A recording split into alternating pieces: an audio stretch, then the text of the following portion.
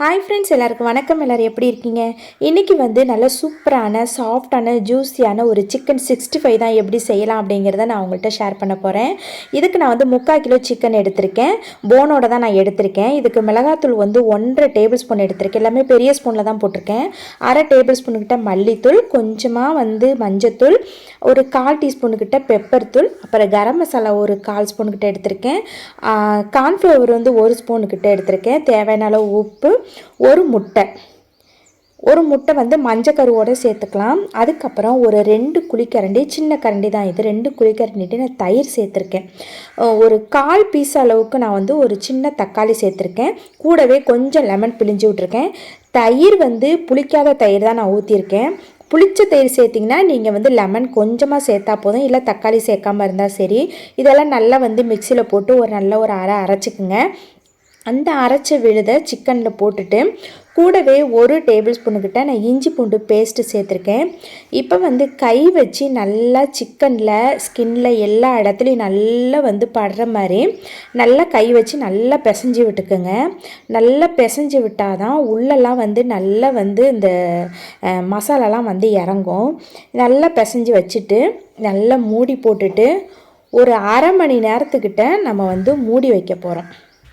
இப்போ இந்த சிக்கன் வந்து நல்லா மூடி வச்சோம் அப்படின்னாக்கா சாஃப்ட் ஆயிரும். இப்போ வந்து பாருங்கள், ஒரு அரை மணி நேரம் ஆயிடுச்சு. இப்போ ஓப்பன் பண்ணி பார்த்தோம்னாக்கா நல்லா வந்து சிக்கன் வந்து சூப்பராக ஊறியிருக்கு. இப்போ வந்து எண்ணெயில் வந்து இப்போ எண்ணெய் காஞ்சிருச்சு. எண்ணெயில் வந்து பொரிச்சு எடுத்துக்கிறேன் ஒன்று ஒன்றா போட்டுட்டு. எண்ணெய் வந்து நான் தேங்காய் எண்ணெய் சேர்த்துருக்கேன். நீங்கள் வந்து என்னென்னாலும் சேர்த்துக்கலாம். ஆனால் இதுக்கு சிக்கன் பொரிக்கிறதுக்கு ரொம்ப டேஸ்ட் கொடுக்குறது வந்து தேங்காய் எண்ணெய் தான். அதனால் தேங்காய் எண்ணெயில் பொரிச்சிங்கன்னா ரொம்ப டேஸ்ட்டாக இருக்கும். ட்ரை பண்ணி பாருங்கள்.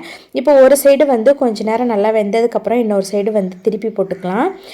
ஒரு ஸ்பூன் வச்சு நம்ம திருப்பி போட்டோம்னா கொஞ்சம் வந்து ஈஸியாக இருக்கும். அதனால் நான் ஸ்பூன் வச்சு தான் இப்போ திருப்பி போட்டுக்கிட்டுருக்கேன்.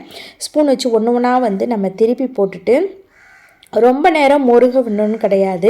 ஓரளவுக்கு நமக்கு தெரியும் இல்லையா வெந்ததுக்கப்புறம்.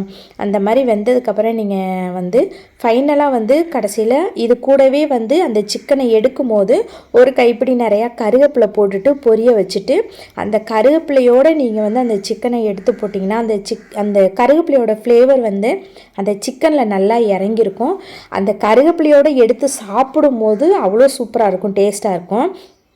எனக்கு கருவேப்பிலை பிடிக்குன்றதுக்காக நான் கருவேப்பிலை நிறையா சேர்த்துருக்கேன். உங்களுக்கு பிடிக்கல அப்படின்னா நீங்கள் வந்து ஸ்கிப் பண்ணிக்கலாம். ஆனால் கருவேப்பிலையோடு சாப்பிட்டா ரொம்ப டேஸ்ட்டாக இருக்கும். பாருங்கள், சிக்கன் வந்து சூப்பராக ரெடி ஆகிடும். இந்த சிக்கன் 65 ரொம்ப சாஃப்ட்டாக இருக்குங்க. நீங்கள் வந்து ட்ரை பண்ணி பாருங்கள். நான் சேர்த்த இன்க்ரீடியன்ஸ்லாம் வந்து நீங்கள் சேர்த்துட்டு இது வந்து புதினா ரசத்து கூட வச்சு நீங்கள் சாப்பிட்டுக்கிட்டீங்கன்னா அவ்வளோ சூப்பராக இருக்கும். நான் கலர் சேர்க்காதனால கலர் கொஞ்சம் டிம்மாக இருக்குது. கலர் வேணுன்னா நீங்கள் சேர்த்துக்குங்க.